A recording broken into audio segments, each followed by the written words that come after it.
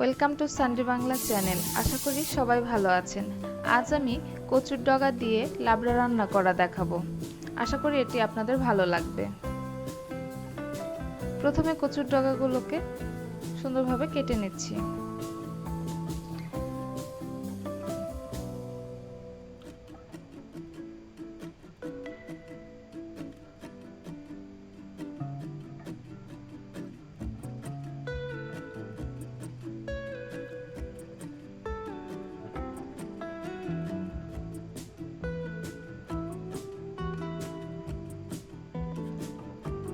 কচুর ডগাগুলো কাটা হয়ে গেছে।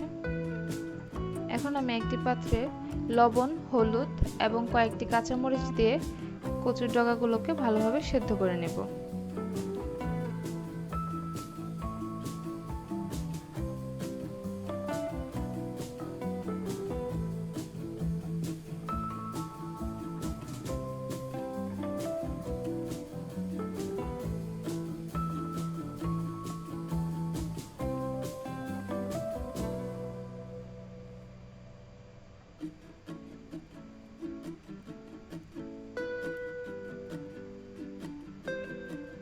কিছুক্ষণের জন্য ঢেকে দেব।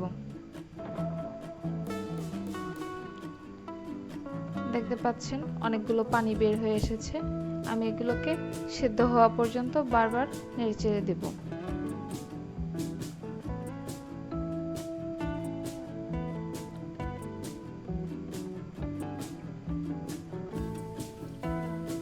একটি পাত্রে বুটের ডাল সেদ্ধ করে নেব কিছু লবণ দিয়ে।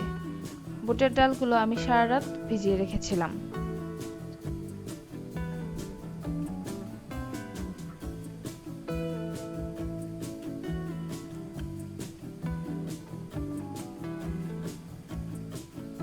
এখন একটি পাত্রে 2 টেবিল চামচ সরিষার তেল দিয়ে দেব এবং খেয়াল রাখবেন এই রান্নাটি সম্পূর্ণ সরিষার তেলে হবে।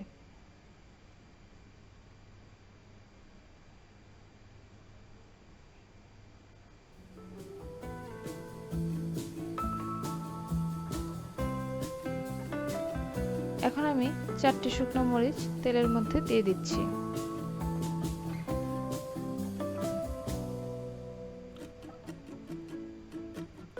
এরপর তেজপাতা দিয়ে দিচ্ছি।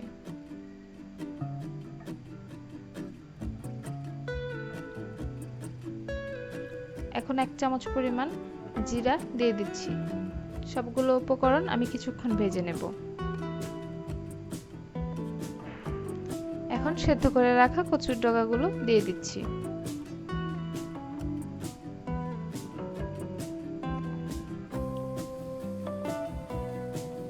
কচুর ডগাগুলোকে আমি কিছুক্ষণ নেড়েচেড়ে নেব এবং এরপর সেদ্ধ করে রাখা বুটের ডালগুলো এর সাথে মিক্স করে নেব।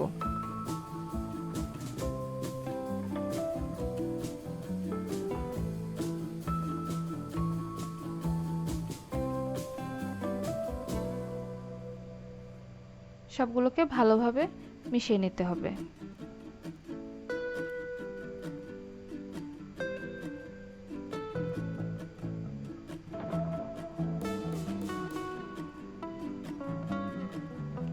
এখন আমি এই মিশ্রণটির মধ্যে অল্প পরিমাণ চিনি দিয়ে নিচ্ছি।